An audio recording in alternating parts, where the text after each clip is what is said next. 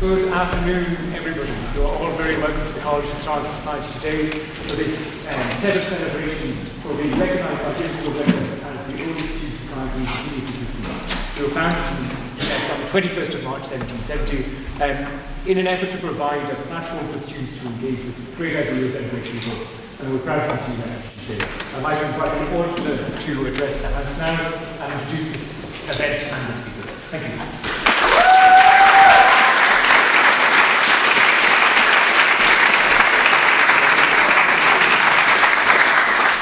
Hi everyone, I'd like to say a big warm welcome to everyone for joining us here today, particularly the Provost, the Taoiseach, members of the College Historical Society, ladies and gentlemen.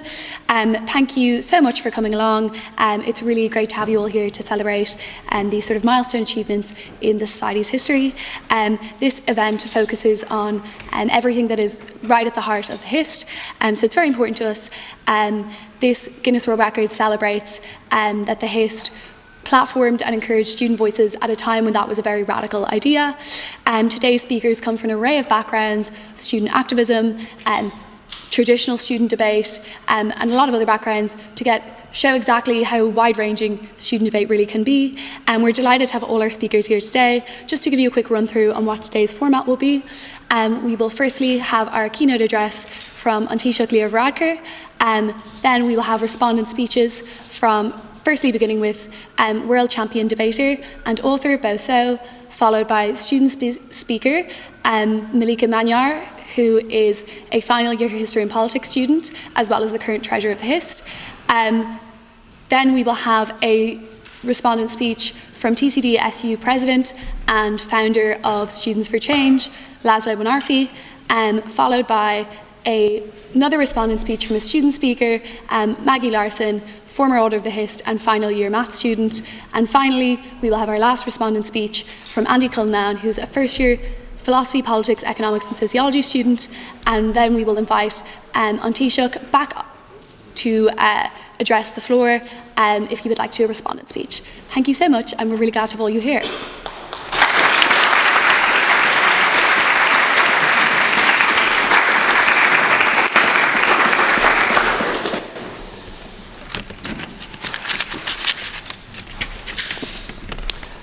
Provost, President, Auditor, members and distinguished guests of the College Historical Society, ladies and gentlemen, real pleasure to be here back at the Hist today, now that you're officially recognised as the oldest student society in the world, and congratulations on that accolade and well-deserved recognition. You might not remember this, or you might not be aware of this, but I last spoke to the Hist back in March 2020. Seems like a lifetime ago. We just had a rather historic general election.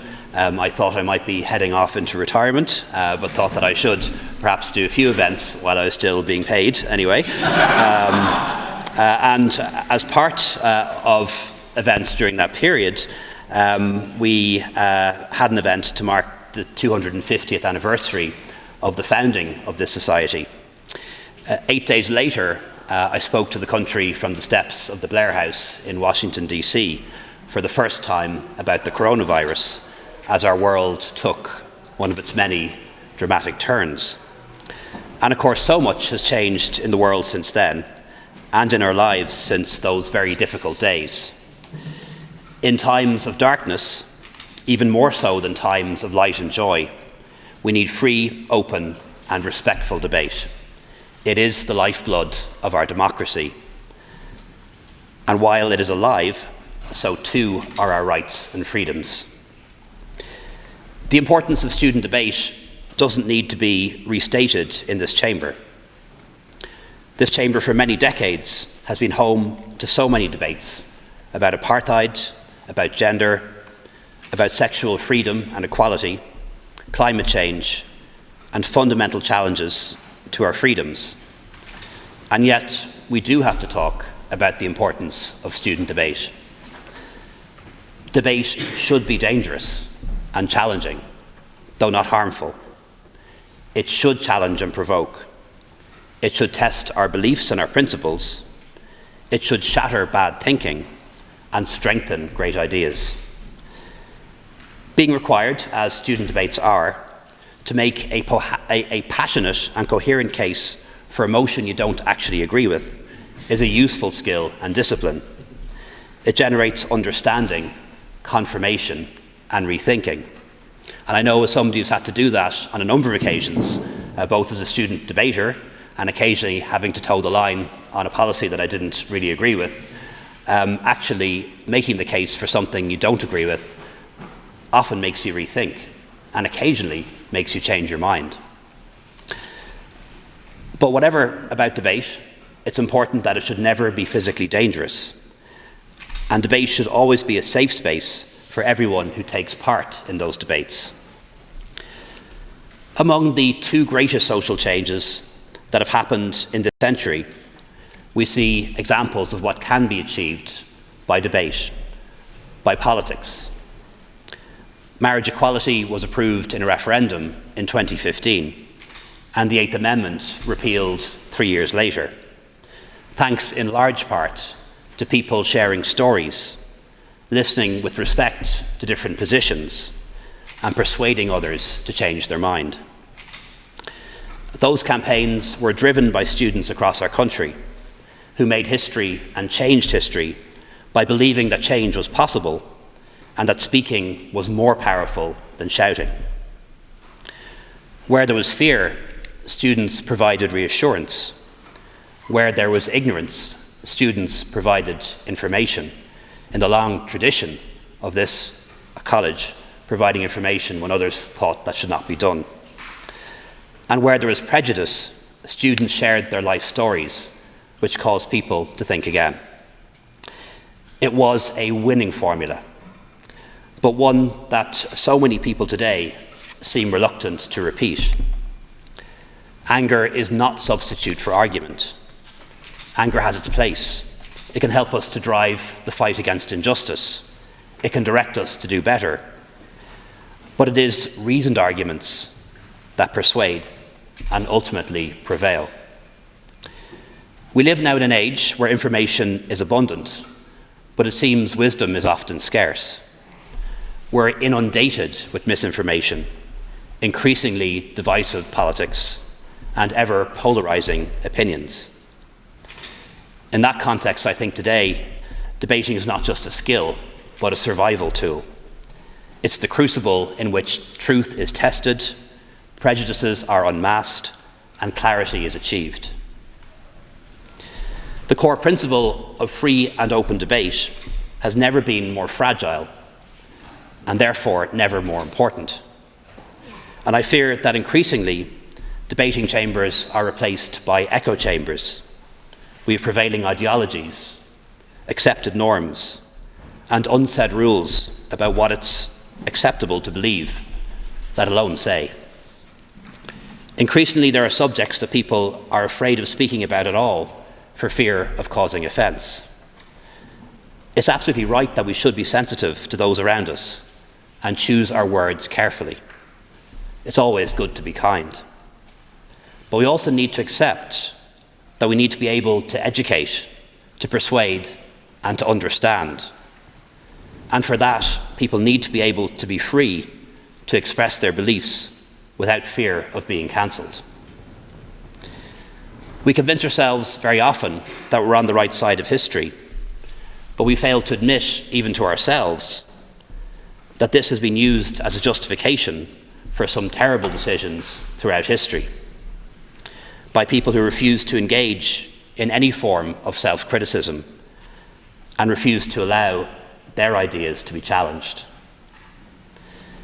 If our strongest held ideas are not capable of withstanding rigorous scrutiny, then how strong are they? Today, far too many of us want to hear eloquent and powerful oratory, but only if the person agrees with our view of the world. And today we want to hear bright new ideas, but only if they confirm the validity of the ideas we already have, the stories we want to hear. Today we want to shout loudly in favour of our causes, while sometimes denying those who disagree with us any platform at all. And these are challenges affecting universities in Ireland, as well as around the world. Student debate matters. If we can't debate difficult ideas when we are amongst friends and fellow students, then what hope do we have in the wider world when the criticisms are so much harsher and the consequences so much more far-reaching?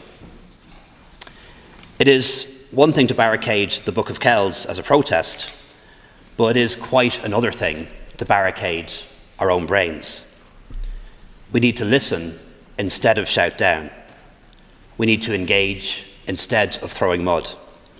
And we need to be open to new ideas. The greatest of all, the democratic principle, will wither and die if we're not. And even in the finest and oldest universities, mistakes can be made.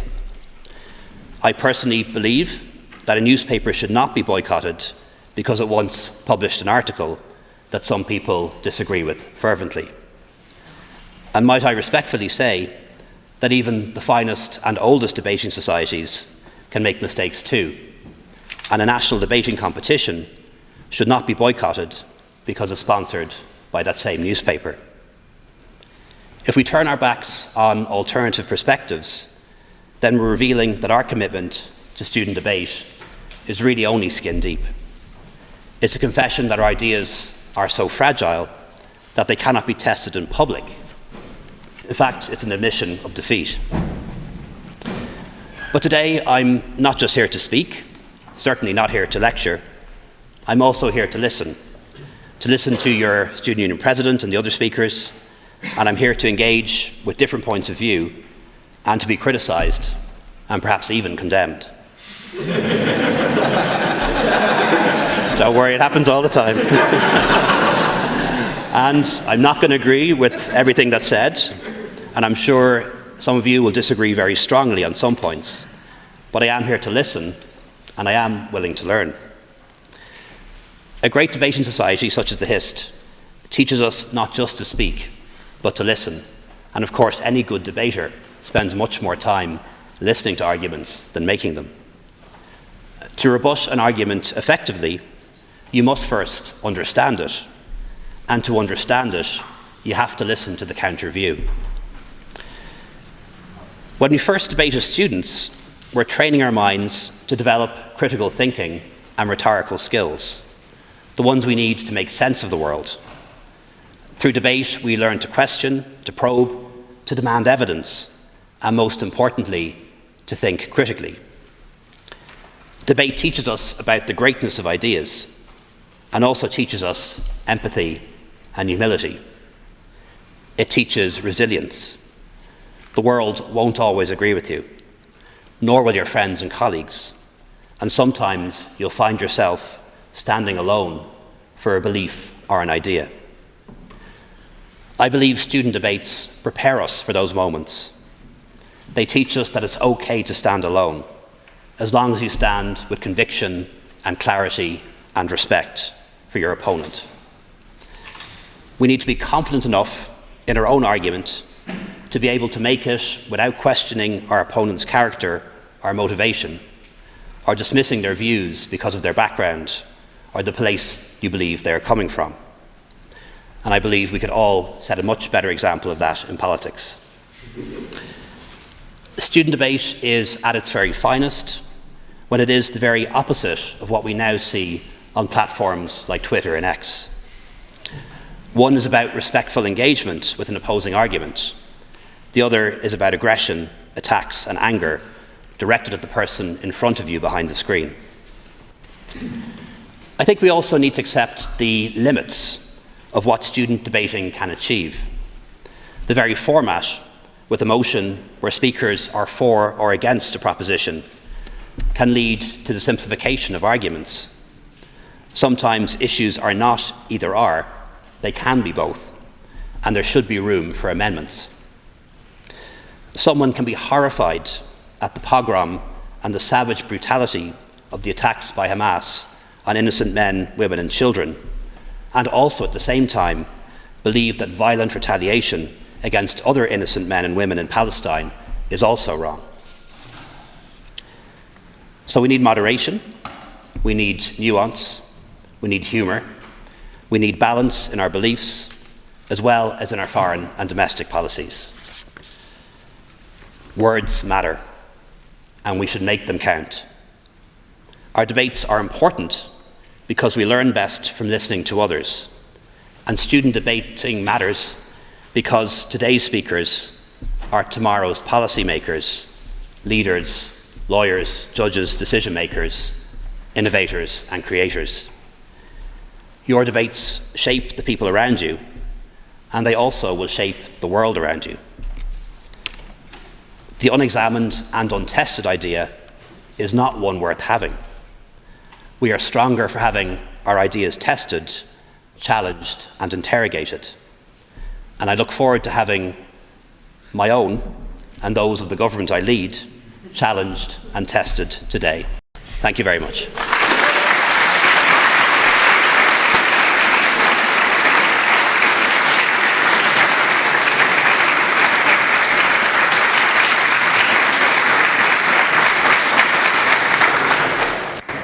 Thank you very much for that fine speech, and I'd now like to call Bo Seo to the floor.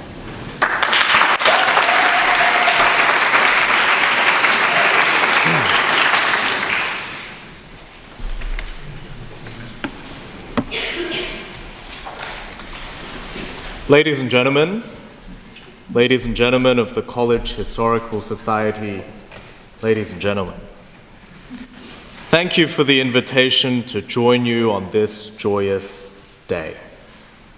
Thank you, Taoiseach, for the honor of joining you in this program and of providing a few thoughts in response to that fine speech.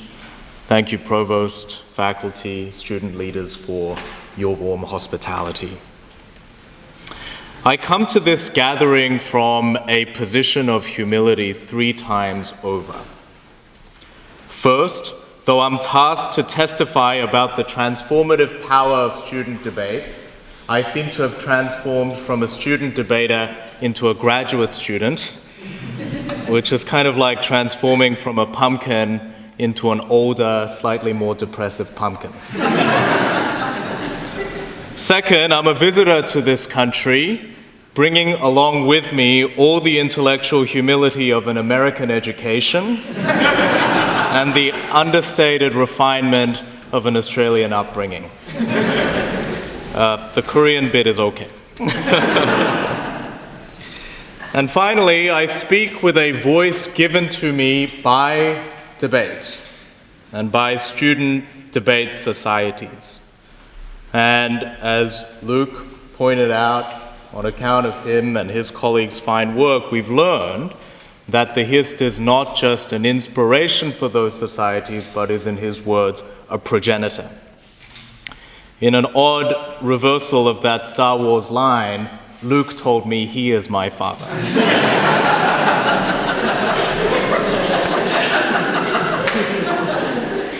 I'm going to try and do 3 things in this speech. The first is I'll tell you how I started out in debate and why this means so much to me. The second is I'll talk about some field notes that I've observed traveling the world, thinking about debate, discussing debate, about the unique challenges that we face in this moment, to have a culture of open discussion. And finally, I'll give some thoughts on what I think a global debate community can do to meet and rise to those challenges. Sound okay?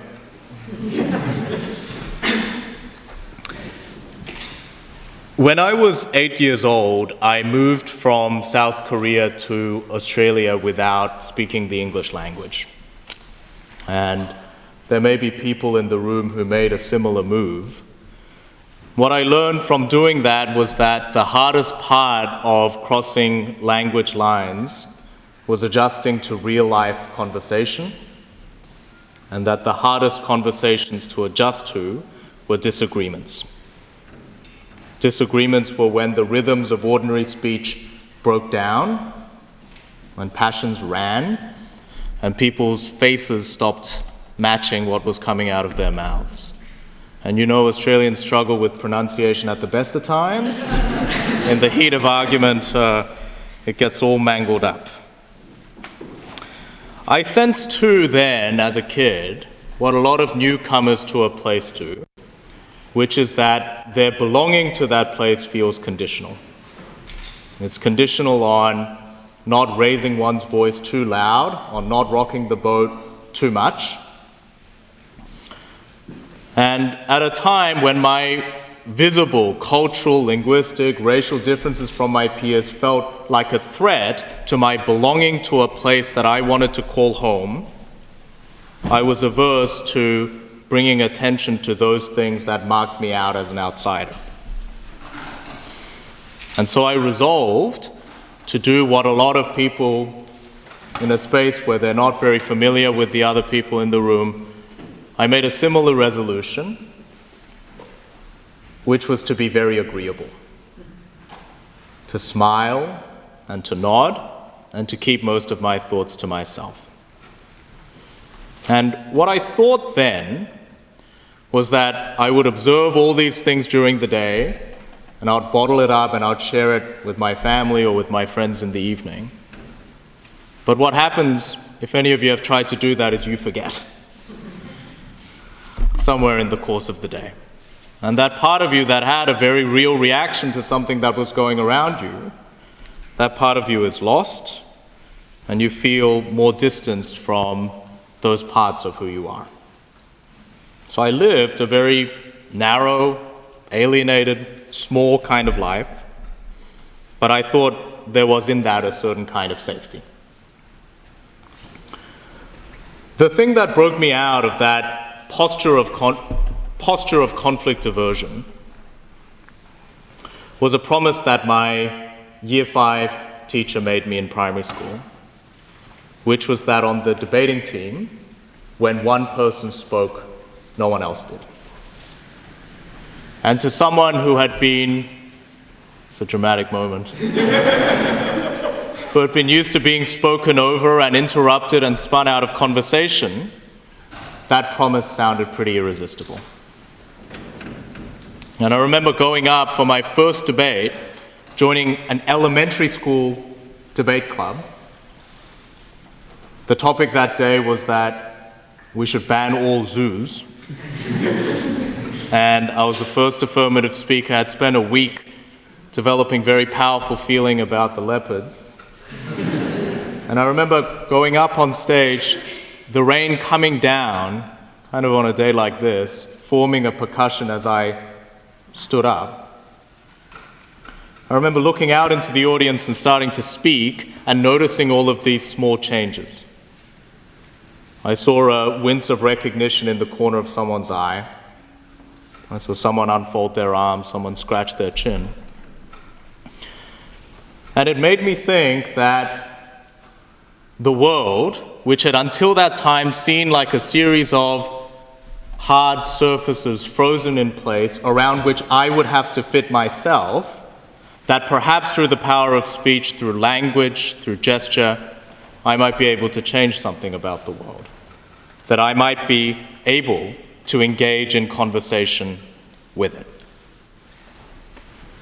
Pretty good feeling for a 10-year-old.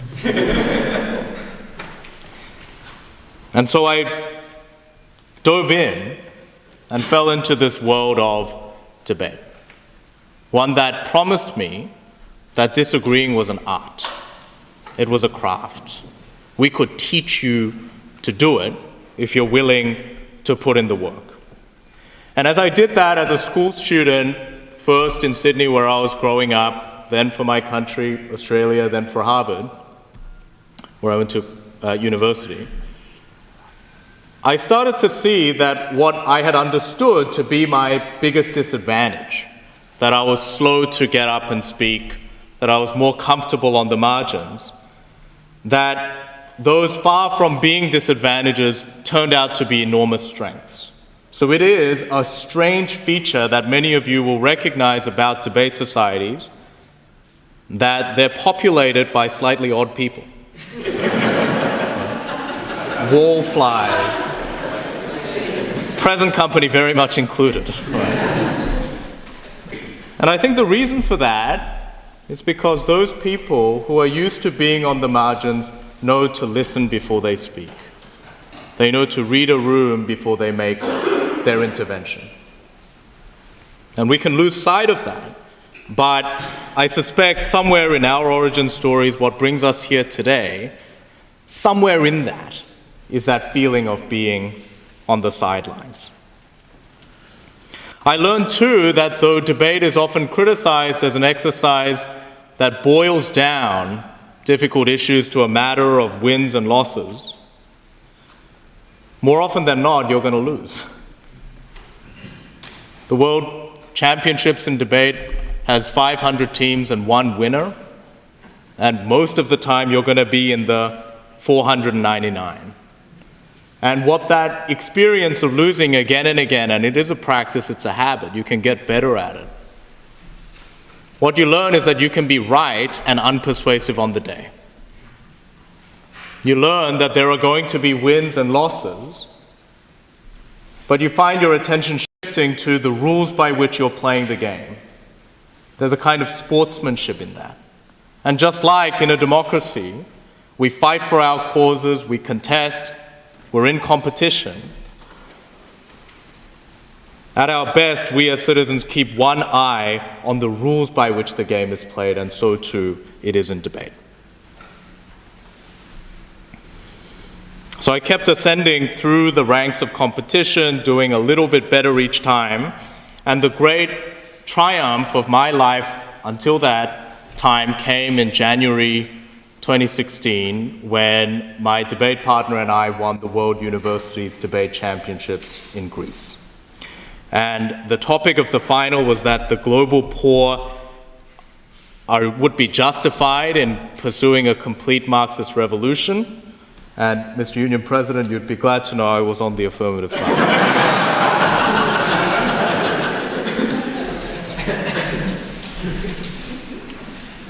So after that kind of great height, where I thought, this is what debate can do for a person,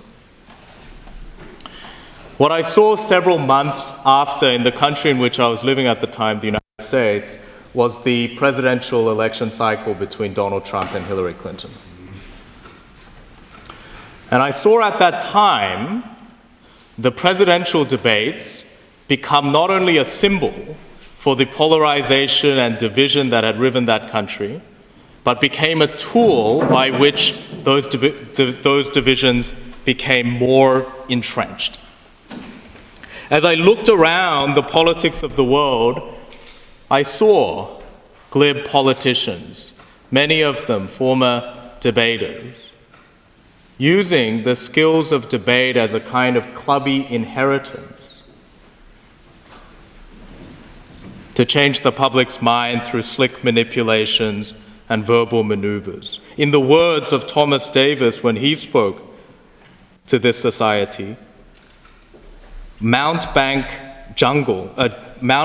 juggles the phrase-spinning tricks of little men attempting great things. I thought in that moment that we as a debating society, as a global debating community, have some responsibility here. Some responsibility for where we are, and some responsibility to try and make a contribution if we're ever going to get out of this mess. I think we're still living in that moment of polarization, characterized not only by the differences between us, which were perhaps always there, but a loss in the ability to talk about them productively. That it's not that we disagree too much, but that we disagree too badly. To continue the parade of horribles, I want to put on the table two additional challenges that I've been thinking about that I'd be curious to hear your reflections on.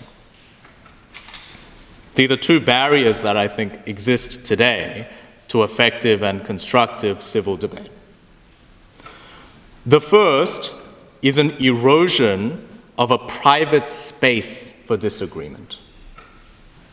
And what I have in mind here is the infiltration of family dining halls, of student common rooms, of public ethics of disagreement. So in the US, where I now live, it's not uncommon to speak about canceling your uncle at Thanksgiving dinner. Deplatforming aunt from Christmas.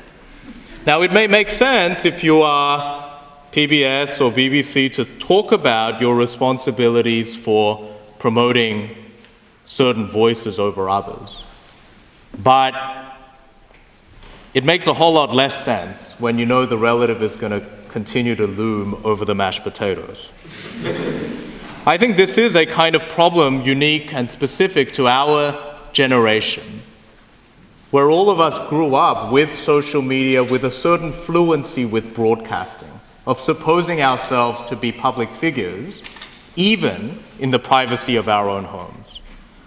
So part of what we're going to have to do as a generation, as members of this community, as leaders of a society that has a public function, yes, but also an education and a private one, is to reclaim a space where people are allowed to express uncertainties, where they're allowed to make mistakes, where they're allowed to try on ideas for size.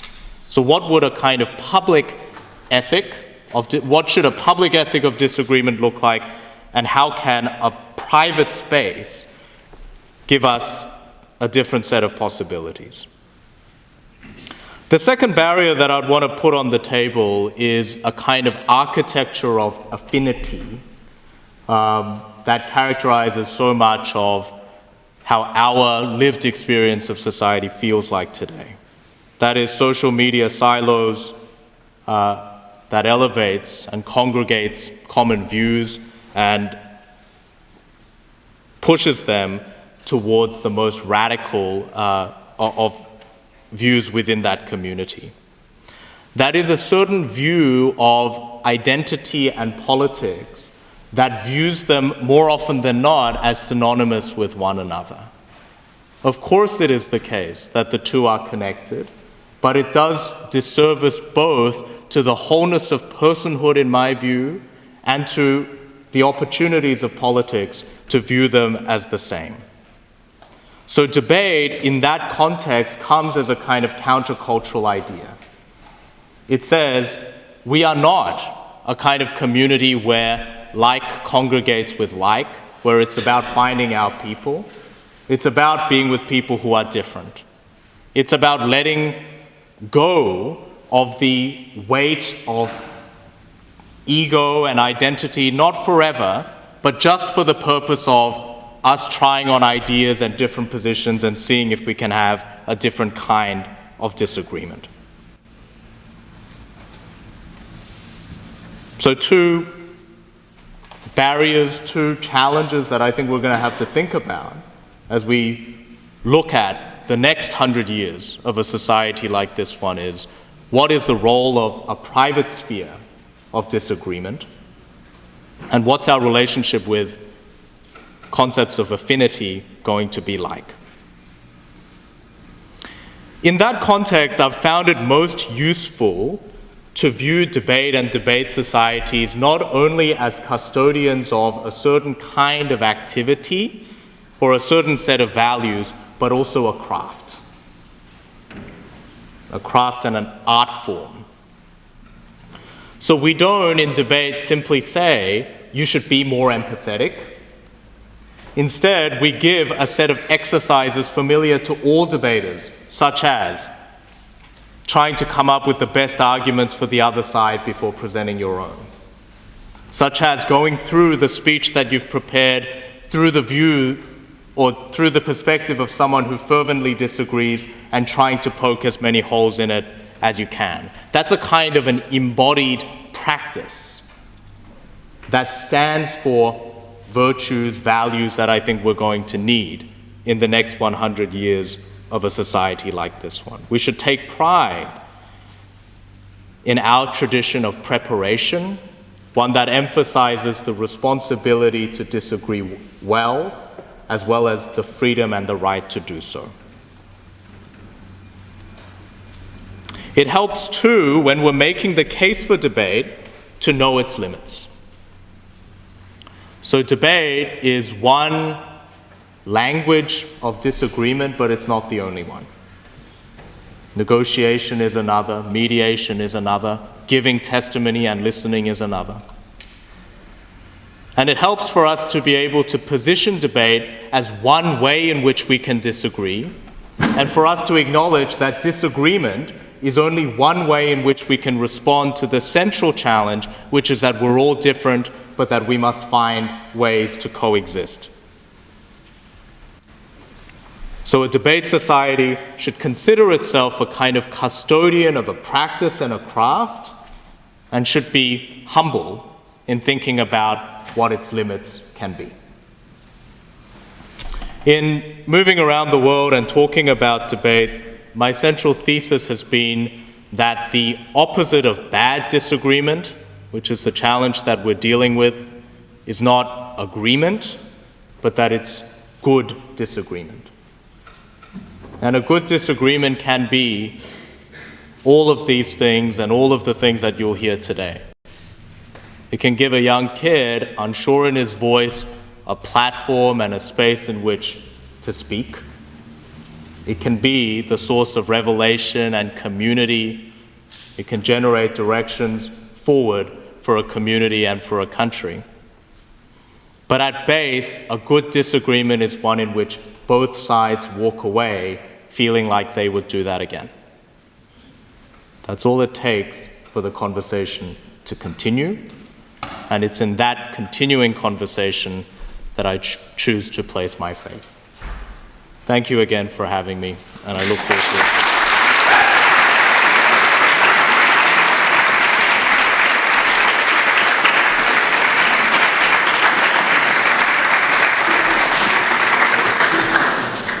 Thank you very much for that wonderful speech, and I would now like to call our first student speaker, Maggie Larson.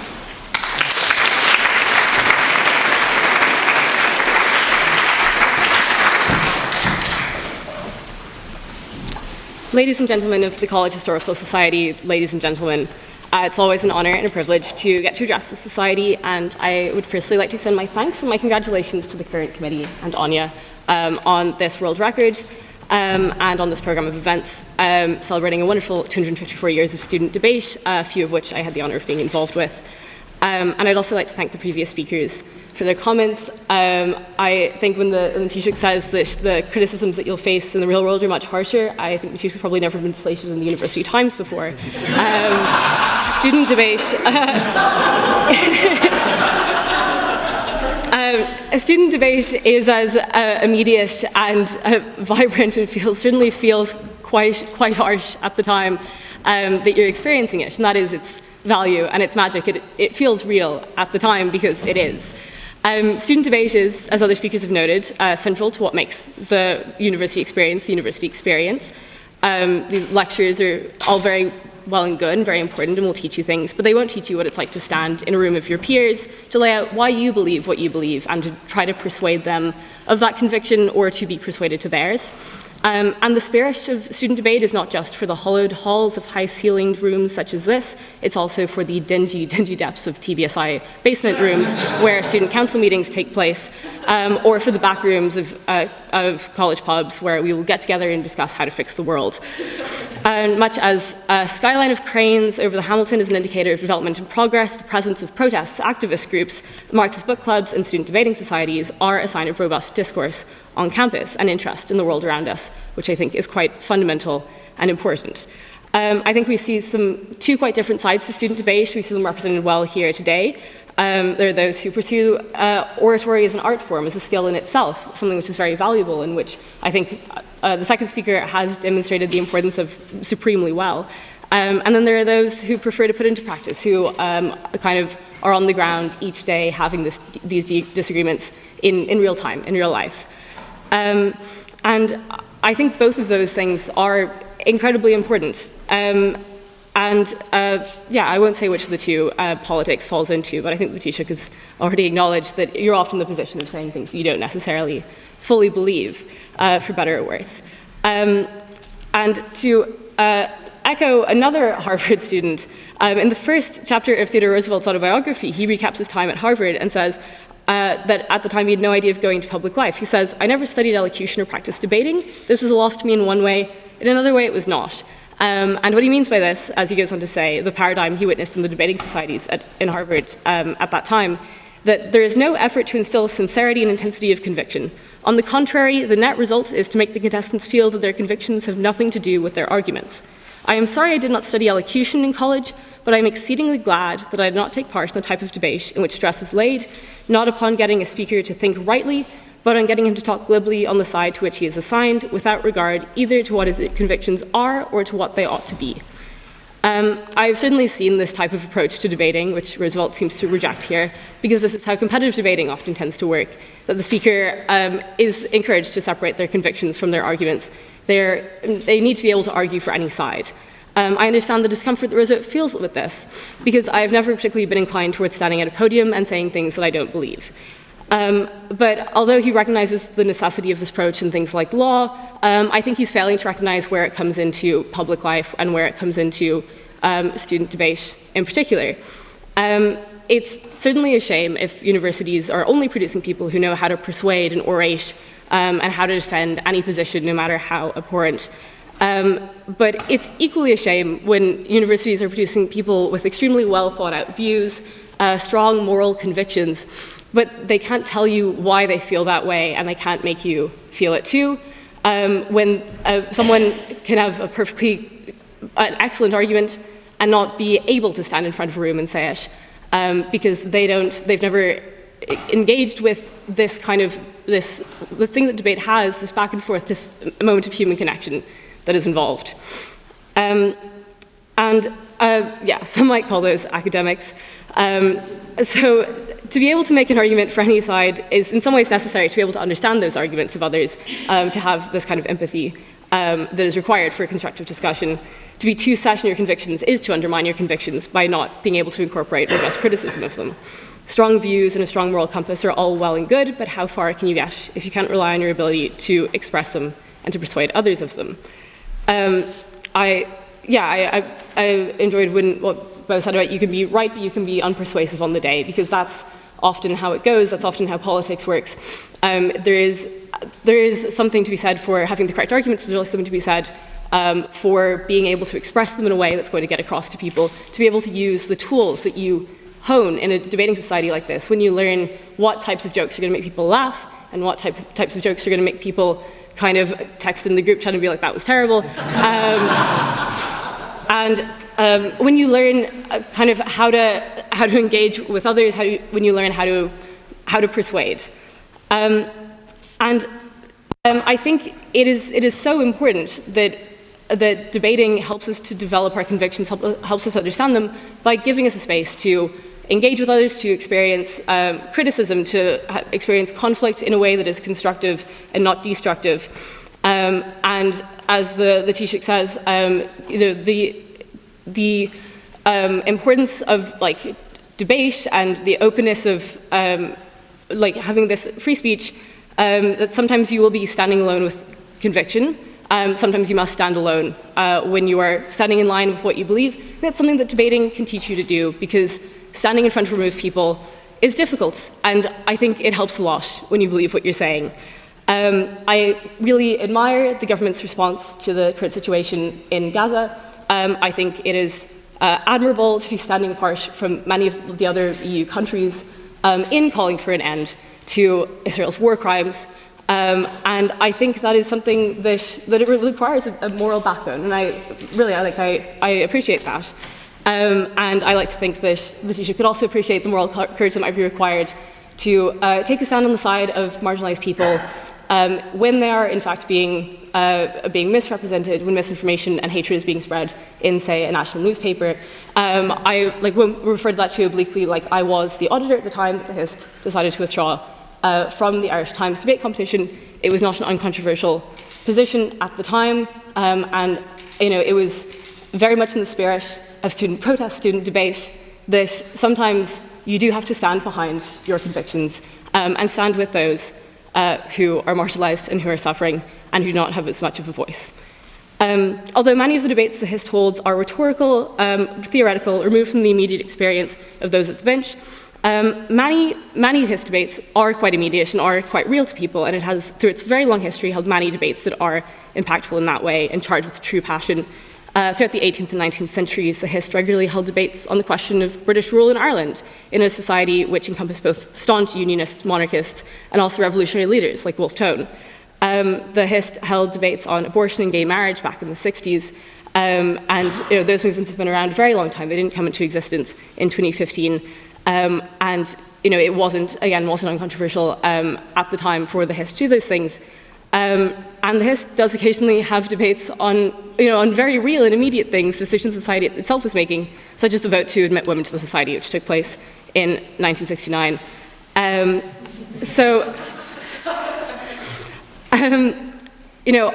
There are these two sides to student debate, and I think to have one without the other is to lose the thing that's kind of beautiful in the whole. There is oratory as craft, as an art form, and then there is the practice every day of standing up for what you believe and driving the conviction to ask others to stand with you. The tools of persuasion are tools, and I implore you all not just to develop them, but also to use them. Thank you.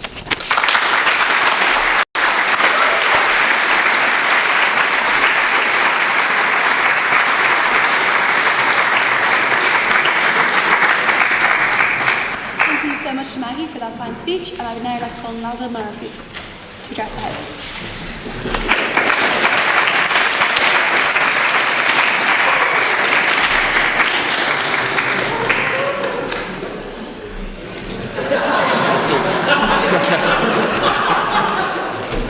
Students, staff, and Taoiseach, I'd first like to address the embarrassing mistake in my shirt. In my defense, I am from Hungary, and also I confuse Fine Gael with Fianna Fáil, but who can blame me for that? They're virtually indistinguishable at this stage. So, student debate is very important because it allows us to challenge those in power and the prevailing ideas of the ruling elite. Apologies, Taoiseach. The Taoiseach is here tonight. If he were here for any other occasion, his hands would be shaken, photographs would be taken, words of admiration expressed towards him. His picture would go on the university website. The leader of the country is visiting our prestigious institution. In other settings too, he visits a school, he visits a hospital or a community center. It would not be respectable to challenge him for the undeniable harm that he, his party, and this coalition government has done to our communities. Yet, when he comes to the Hist, he is expected to give a speech and is available to be publicly challenged. The playing field is, in fact, leveled. It would be a dereliction of duty for us debaters not to challenge the narrative that the government is putting forward. It would be a dereliction of duty for me as the president of the Students' Union not to challenge the narrative that the government is putting forward as well. Specifically, and especially because when the Taoiseach comes down here, he reminisces about his old days at the Hist. He talks a bit about this right-wing conspiracy theory that free speech is being suppressed in our universities. This is an attempt to distract from the elephant in the room, this government's track record. Through facts and logic, we can expose the Fine Gael, Fianna Fáil and Greens coalition for what they are. A government of the rich, of the voucher funds, and of the corporate donors and the capitalists. And this government does deserve to be called out at every occasion. And it is very important, this idea of using facts and logic in debate to state one's case. It is especially important because this government dazzles us with statistics all the time. They tell us the minimum wage has been increased. They tell us the economy is booming because the GDP is up. They tell us employment levels are at the records.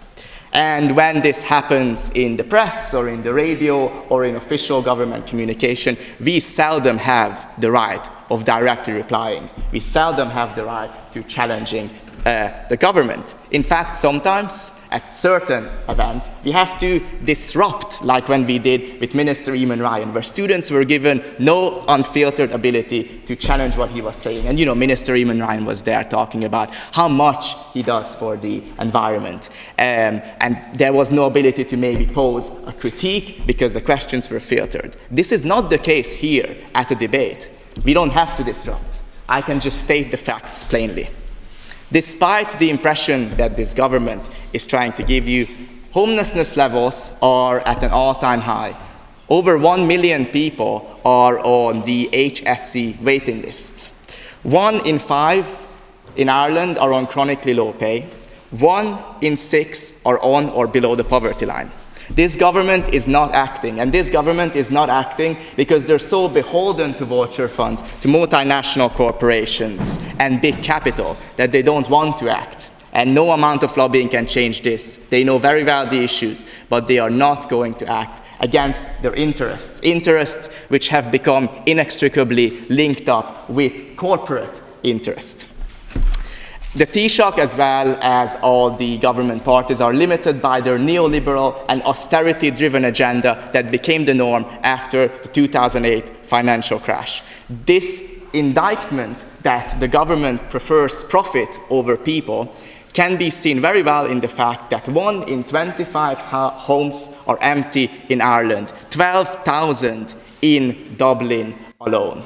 And 80 TDs and senators are landlords in the Dáil and the Seanad, and most of these, I would say, are government TDs and government senators. And landlords do like the option of treating housing as a commodity, not a public good, because the truth is that an empty house can make more profit in certain cases than a home full of life. And nothing makes it so clear that the government is okay with this situation than the fact that they voted to end the eviction ban in March 2023, which we at the time rightly called out as the government having blood on their hands by pushing out children, women, men, and families onto the streets.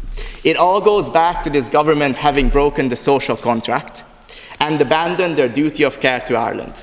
There is no better example of this than the events currently ongoing in the healthcare and social care sector. While all of this pressure is on Irish society, with homelessness, with failing healthcare policies, with failing education policies, failing drug policies, who is it that absorbs the shock? It is no other than our frontline staff who are working overtime, who are struggling.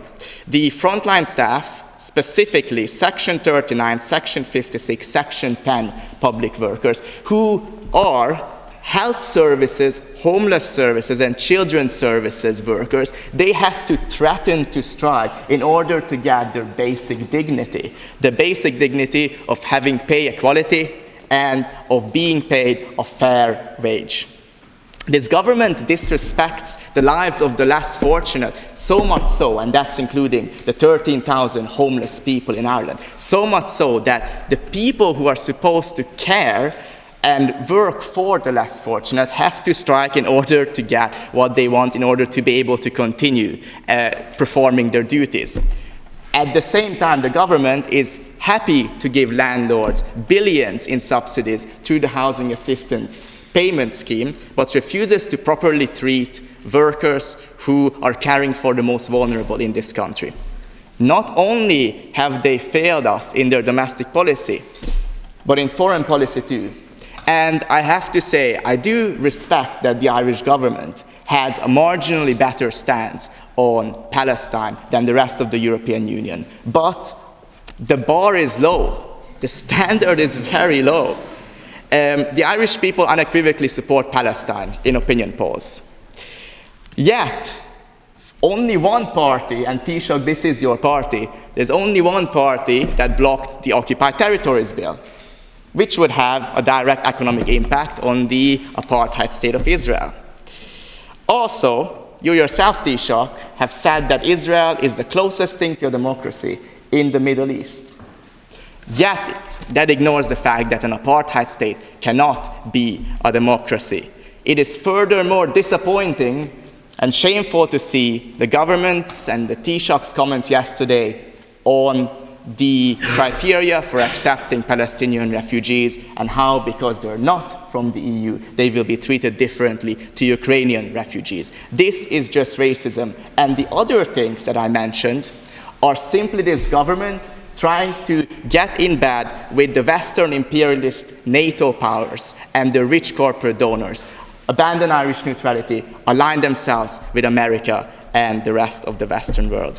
Ireland is a post-colonial state, And this government would do well to remember this and our duty to stand in solidarity with oppressed groups around the world.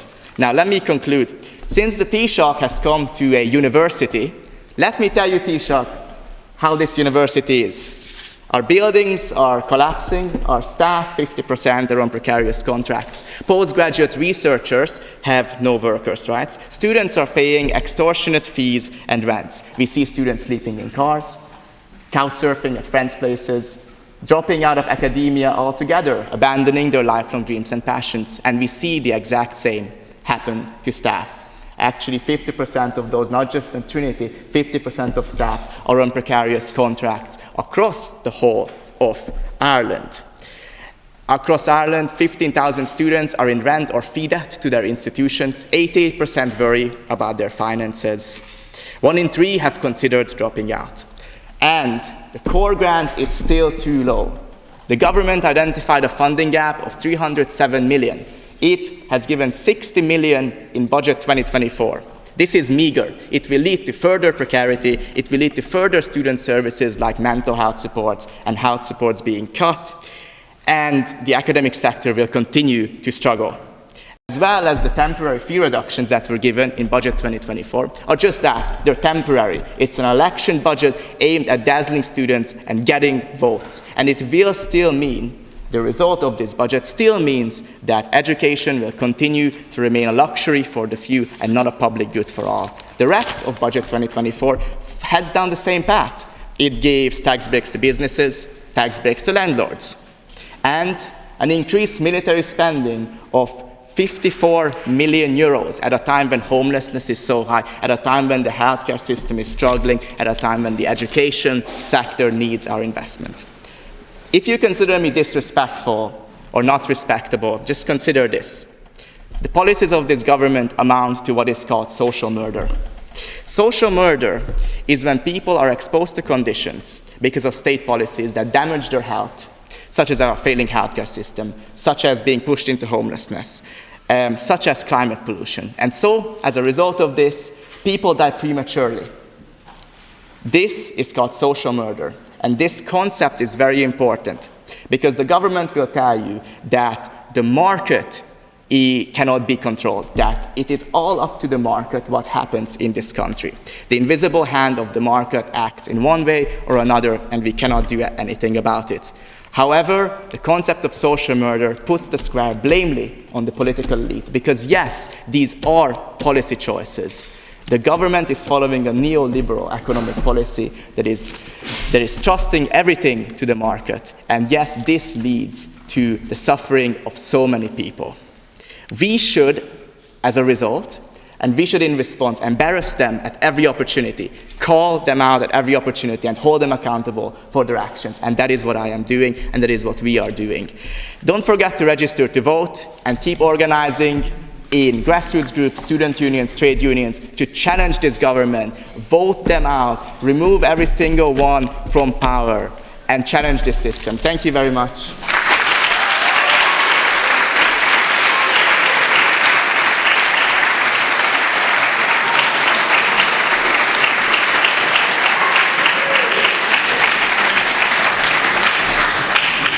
Thank you so much for that fine speech, and I would now like to call Malika Maniar.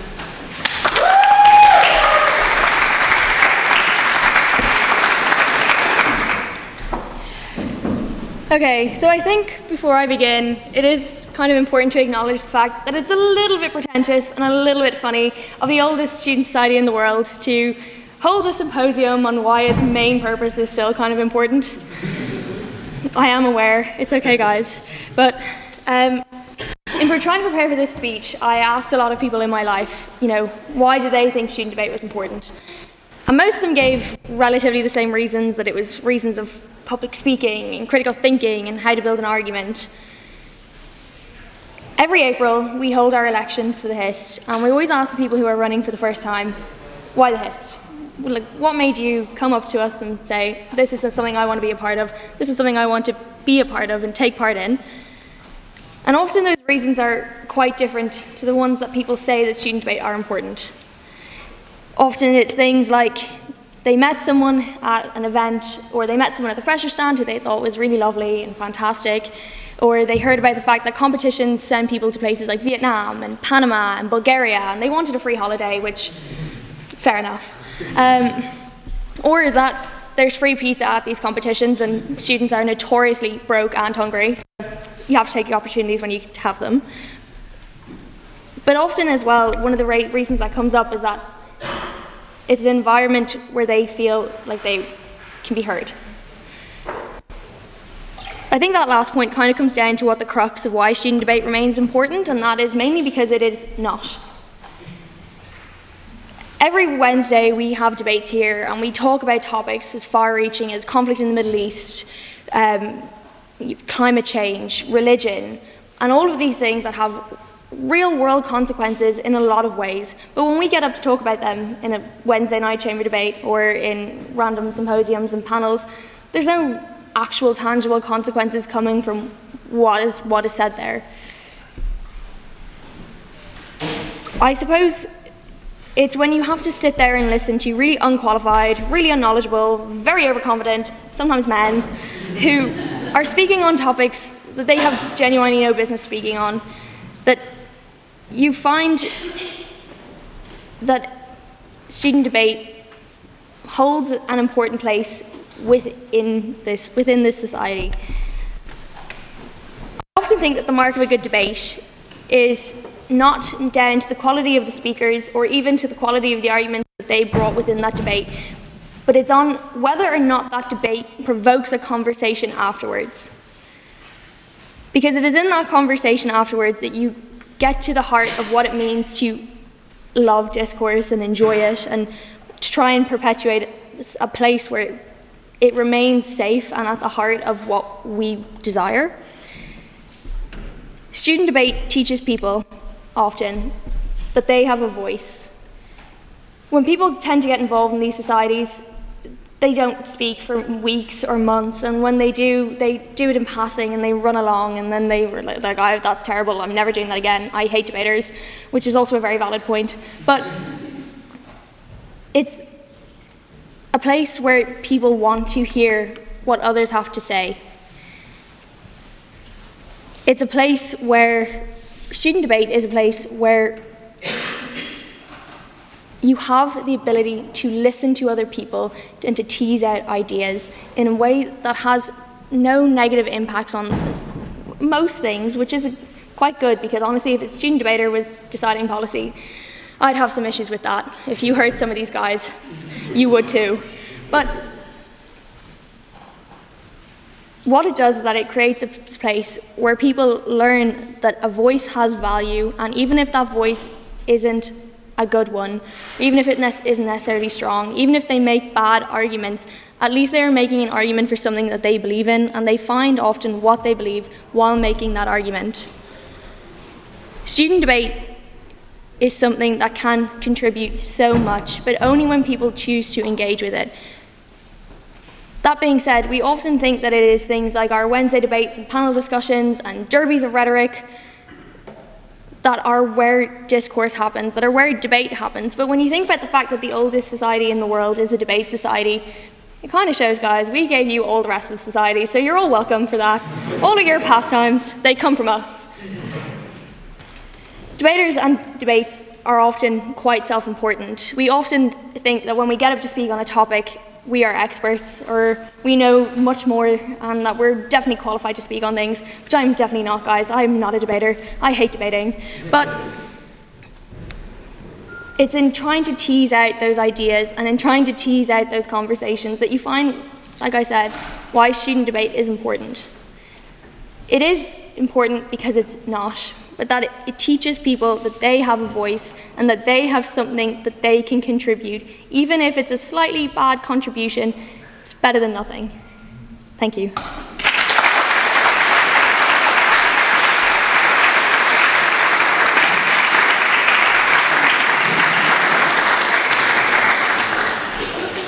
Thank you so much, Malika, for her fine speech, and I would now like to go on our last student speaker, Andy.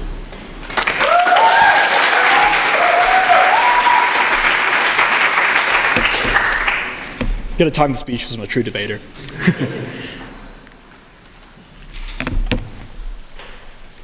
Good afternoon, everyone. I'd like to start by extending my thanks to the HIS Committee for giving me the opportunity to speak with you today. Debating is a cathartic and transformative activity, which has the ability to reveal one's true preferences to them.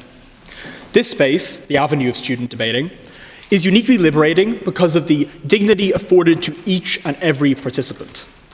There is an assurance of an equal chance to get your point across, equal speaking time, alternating speaking orders, the expectation of equal respect for every single speaker and their minutes, regardless of whether the audience finds one set of arguments to be far more convincing than another, as we often do. As far as I'm concerned, the most significant beauty of debating isn't necessarily found in good arguments. Congratulations on the book, by the way, Mr. So. Bad arguments are an equally integral and inevitable aspect of this activity. These are claims born from ignorance and developed insensitively. For example, a crude expression that expelling people from a country based on the colour of their skin is integral to support our glorious culture. But positions which we deem to be fringe and extreme are more common than we may want to believe. It takes a very confident person to air unpopular or unacceptable opinions in front of others in earnest. Not everybody is so bold. Empowering people to express these arguments has an inherent moderating effect. A person who wishes to reduce the flow of immigrants or to restrict access to abortion may believe that the world is entirely unfeeling towards their opinions. Because student debate affords young people the dignity to express positions which many of us may disagree with in a way which is equal, it's less likely that such students feel unwanted and unwelcome. People are often grateful for being listened to. People are excited to present the best version of their arguments because they don't want to confirm the stereotypical views surrounding their position. That someone who supports affirmative action in the workplace hates men. That somebody who wants to increase the amount of jobs in an economy hates the environment and hates the polar bears. But also notice that even if people hold harmful beliefs, they are likely to express them in a more meaningful way and a more reasonable way, which in turn sets a moderating effect for all of discourse. The trope of an echo chamber has been described ad nauseum in our public discourse. It was mentioned by Taoiseach earlier. Many people hear about the pathways of indoctrination which occur in our attention-capturing news cycle, which often markets extremism and commercializes division. But I have first-hand experience of this process, funnily enough. When I was 13, I consumed all of my news from late-night talk show hosts in the United States who are exclusively liberal. They convinced me of the total sacrosanctity of the Clintons and of the evil of the scary average middle American. By 16, in kind of a fit of maybe somewhat teenage rebelliousness, I turned to the absolute opposite side of the political spectrum. Ben Shapiro's and Stephen Crowder's of the world to convince me to throw on a MAGA cap and build that wall. I'm not even American. I don't know how this happened. Once you start consuming content from one side of the political spectrum, all of the content that you subsequently consume is aligned with it. A true echo chamber where David Goggins shouts out a slogan and then Andrew Tate echoes from across the void. This pathway is radicalizing and dangerous. I no longer align myself with either of these two sides. The primary barrier to leaving a radical position is the belief that the other side is unreasonable. That you needn't even open your mouth to argue your position because your words will fall on deaf ears and your voice will be drowned out. Debating taught me this did not have to be true. Despite attracting a pretty liberal base of participants, admittedly, I was never laughed at for my conservative views. I wasn't shouted down. I was given 7 minutes to express myself, just as everybody else was. Yes, my arguments were responded to and ultimately torn to pieces. They weren't that good, right? But that taught me that I needed to read broader, to think deeper, to listen closer. Through attempting to justify my positions, I came to realize that some of my beliefs were totally baseless and unjustifiable, while others were quite legitimate. The process of discovering your true beliefs, your true self, is cathartic, is transformative, is important. It's necessary to undergo this process as a student before we blindly fall into habits. Debating, in that sense, made me the person I am today, and for that I'm forever indebted to this activity. The final note I want to end on is this, though. I was given the opportunity to define my identity through debating, but I'm one of the lucky few. One of the white, male, privately educated South Dublin caricatures, like they build us in a lab down in Killiney or something, and they ship us out to Trinity. I agree with each and every speaker on the panel today that debating is incredibly important, and for that very reason, it must be made more accessible. For too long, this activity has been gatekept at a school level, to the Blackrocks, the Belvederes, the Gonzagas, the Monkstowns of the world. If we are to be serious about any of the words we have uttered today, we must back them up with action. As politicians, leading debaters, and the most prestigious student society in the world, we have an obligation to try to extend debating workshops, competitions, classes, and coaching to individuals who were never able to access them before, and we all have a part to play in extending this privilege to others. Words are cheap, actions are powerful, and I hope that we can all play a part to bring about the change that we surely all support. Thank you for listening.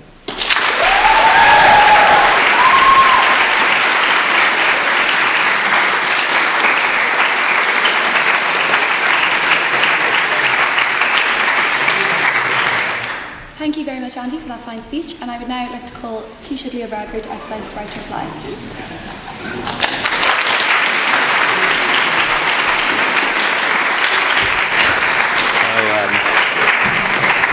Thanks very much, and thank you to my fellow speakers. How long do I have?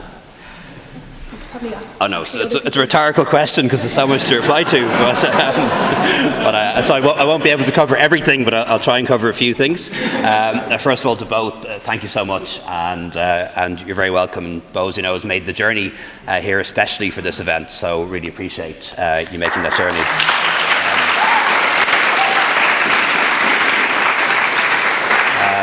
And I can't really question anything you said because I pretty much agreed with all of it. In terms of Maggie's contribution, just to be very clear, I really genuinely do respect the decision that you made to boycott the Irish Times debating competition, and I do respect and accept the motivation behind the reasons, which was to stand beside our trans community, who are very much under attack at the moment. And I really see that as somebody who's a gay man. They don't go after us anymore. They've kind of given up on that. So they need to find a smaller, more vulnerable community and make all of the same accusations against them, that they're confused, they don't really know who they are, they're a threat to children. Seen all that before. And I hate to see that kind of thinking now resurfacing again in another way. And I fear sometimes that the attack on trans people is a gateway really to then spread that to other groups, including a group of which I'm a member. Not Fine Gael being LGBT,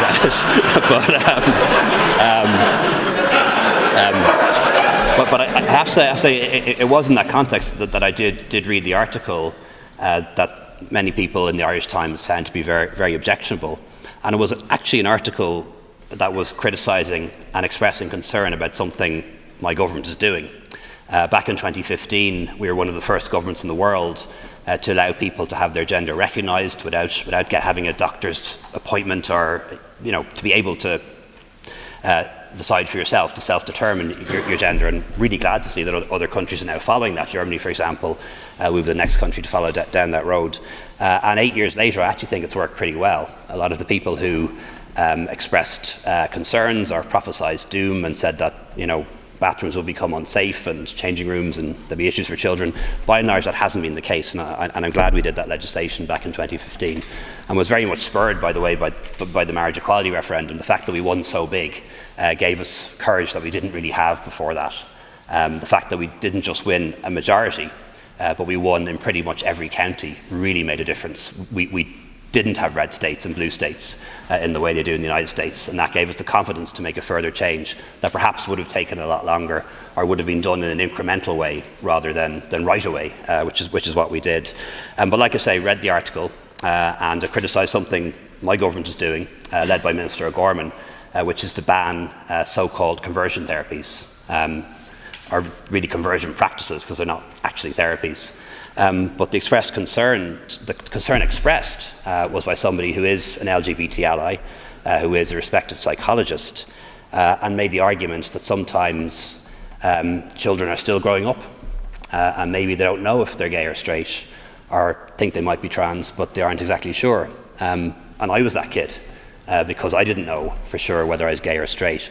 And their concern was that if we wrote the law incorrectly or too strictly, it would be a requirement on therapists and counsellors and psychologists to affirm whatever feeling or thought the child has at the time, and not to explore the possibility that that thought may change, that the person who might think they're trans, a trans woman or a trans girl, is actually a gay man, or the fact that somebody who thinks that they're gay may actually, in time, after maybe a bit of experimenting both ways, decide that they're actually straight or bi. So that was the basis of the article, and I actually think it's not something that merited the response, and something, and I think there are probably better ways to stand in solidarity with trans people than to boycott the Irish Times. Moving to Laszlo. Lazo started by accusing me of engaging in a right-wing conspiracy that free speech is under threat. I don't know if that is a right-wing conspiracy or not. Again, as a government that is struggling to get hate legislation through the Seanad, I don't feel that I'm part of any conspiracy. But I think he may be guilty of a left-wing conspiracy, and that is that the government is only out there for the vested interests, including the vulture funds. So basically, every Tuesday night we have pizza with the vulture funds, and we decide what we're going to do in Canada the next day. That's not the case. I'm pretty sure I've met Focus Ireland, the Peter McVerry Trust, and every trade union in the country about 10 times more frequently than I've ever met anyone from a vulture fund or an investment fund. And ultimately, because I am a politician in a democracy, I have to get elected every 5 years and knock on the doors of people in my constituency. And they're homeowners, they're landlords, they're renters, they're people looking to buy their first home. They're all sorts of people from all sorts of backgrounds. And I've been able to get elected, at least on 4 occasions, with an increased vote on every occasion, despite what you might believe on Twitter, by the way. We've 1.5 quotas in my constituency, which is why we split the vote between us. And that's just not possible if you're not willing to represent the people who live in your constituency. They're not that stupid. If they don't think that you have their interests at heart, they'll vote for somebody else, and quite frankly, they regularly do. So that conspiracy just isn't the case. And the other one was being beholden to corporate donors. There's a grain of truth to that in other jurisdictions, I think. You know, I see how much money you need to run for president, even to run for Congress in the US, even the extent to which British political parties will sit down with their donors to discuss policy. And I find that very alarming. But the reason why that particular charge is not true in my case, or the case of the government which I lead, is that we've pretty much banned corporate donations in Ireland. And we did it in government. Did it with the Labour Party in our first government back around 2011 or 2012. And no corporation can make a donation to any politician in the state unless it's registered to do so with the Standards and Public Office Commission. And even then, the amount you can donate is limited to something like, I can't remember the exact figure, it's 1,000 or 2,500 euros. And that is wonderfully liberating for politicians because we don't have to spend our time the way American politicians do, attending fundraisers and giving people who can write a big check more time and attention than people who can write their ballot box. And I'm glad to have been part of a government that made that pretty fundamental change. He also said that I would dazzle you with statistics. I don't think I'll do that. I might dazzle you with a few facts, though. And while people are entitled to their own opinions, they're not actually entitled to their own facts. And I often think one of the differences between somebody who's a radical socialist, and respect the fact that Lazo is a radical socialist, right?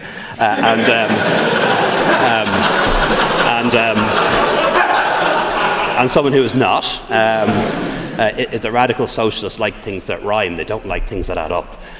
So if you go to any of their protests or rallies, their case will always rhyme for some reason. And they like things that rhyme, but they don't like things that add up. Not so good at the numbers. He sort of accused me of saying that the minimum wage is up. Well, like, actually it is, you know. It was $7.50 when I started off in government. It's now going to be $12.70, I think, from January. Now, you might say back, well, the cost of living's gone up too. Yeah, I know.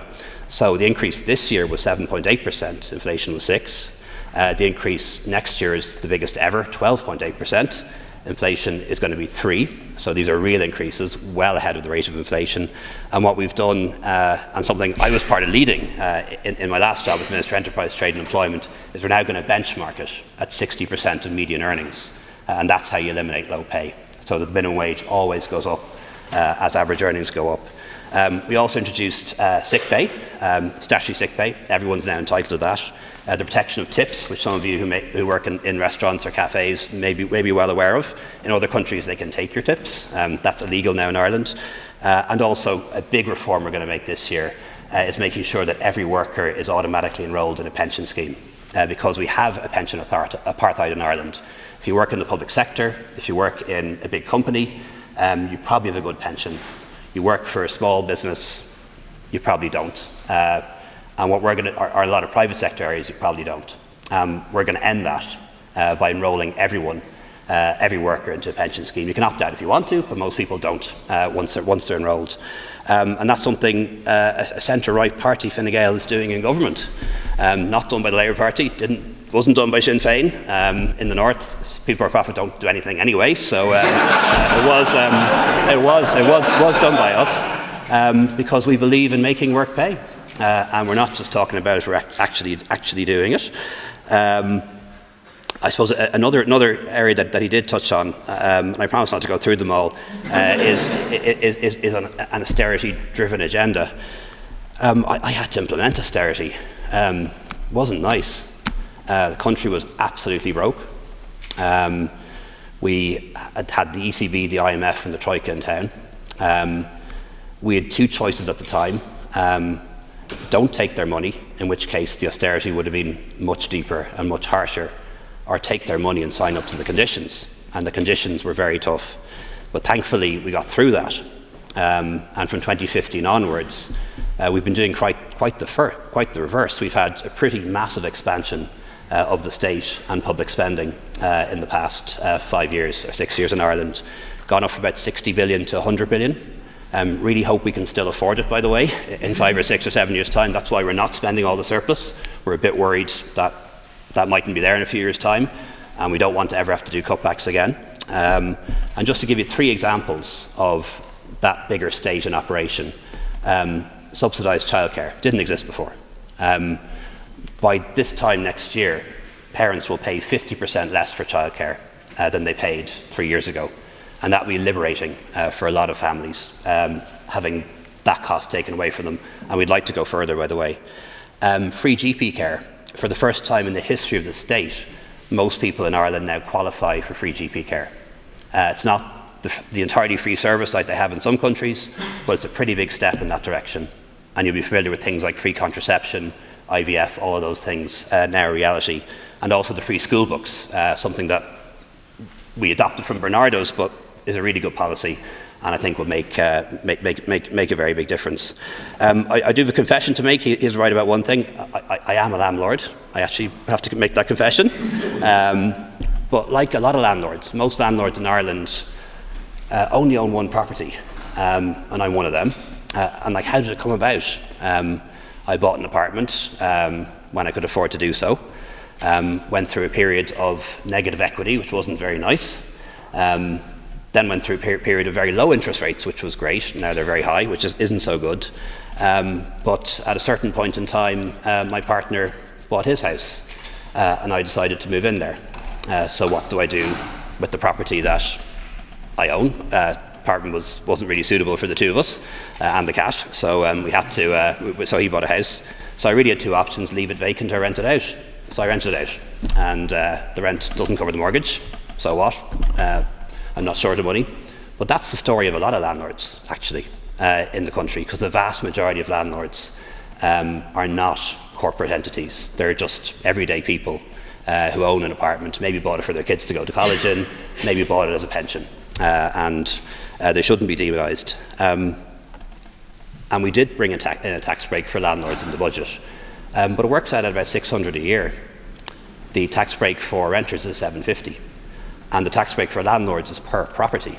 The tax breaks for renters is per renter. So for a couple it's $1,500. For 3 people renting together it's $2,250. It's a vastly bigger tax break than the one that we've brought in for the landlords. There's one thing I do have to agree with them on, and that is homelessness. I'm as frustrated as I can be anyway about the lack of progress that we've made on homelessness and the fact that it's going in the right direction.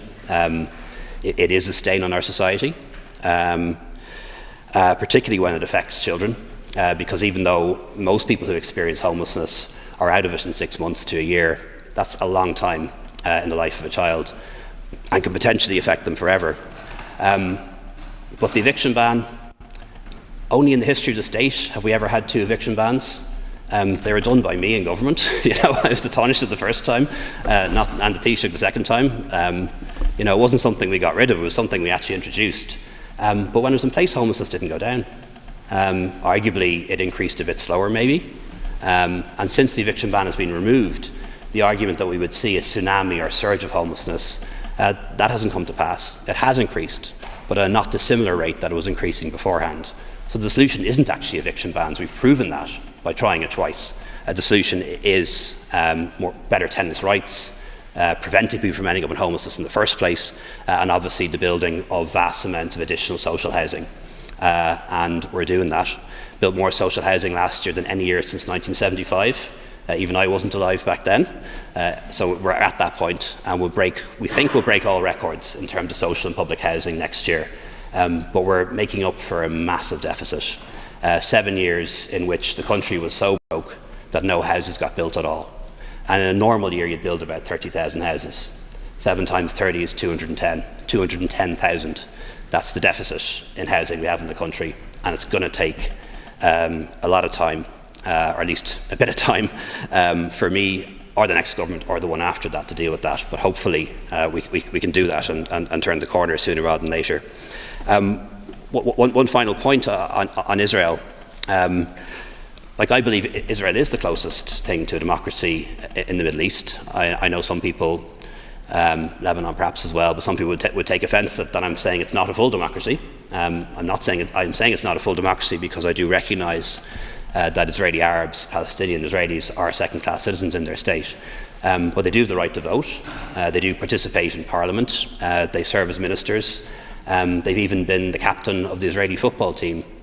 That doesn't happen so much in the other countries around them, quite frankly, if the shoe's on the other foot, let's be honest about that. If I went to Gaza as a gay man, it would be a crime for me to live the life that I do. Yet I could go to one of the best prides in Tel Aviv.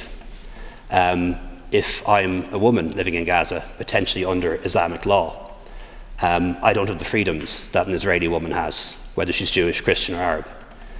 Is Gaza not an apartheid state? Why apply one standard to Israel and a different standard to Gaza? I don't think that's right, and I think that view should be challenged. Finally, just to pick up on some of the other contributions, Malika, I think, proved all our points by having to take on the very tough argument of saying the student debate doesn't matter. Well done for that, because I think that case had to be made. But having heard it, I am convinced the student debate does matter. But I am totally biased, of course, as a previous student debater. And then Andy, I think, made a point that I think is really important for all of us, and that is sometimes we think the other side is unreasonable. And generally they're not. We just haven't had a chance to get to know each other yet. So hopefully someday Lazo and I will get to know each other a bit better and have a better and more moderated exchange of views and even come to a consensus perhaps. So thanks very much for the invitation to be here. Really enjoyed the engagement. Congratulations to the HIST on a wonderful history. And really look forward to seeing what you achieve in the next 250 years. Thank you.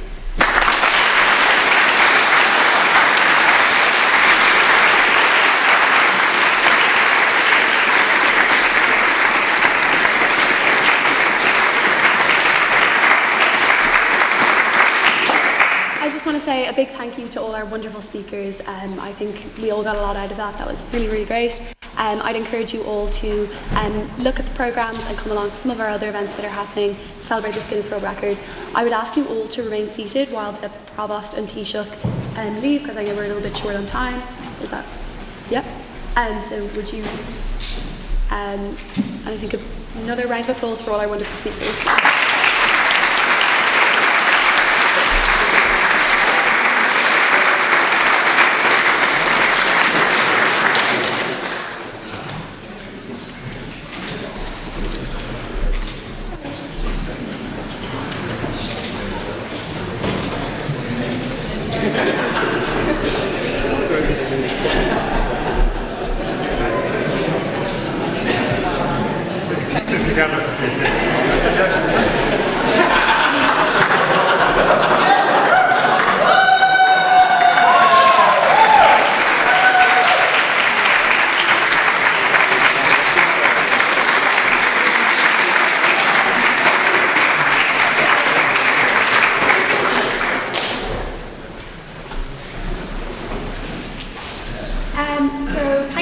Again, everyone, sorry, I know we ran a little bit over time, but it was really great to have you all.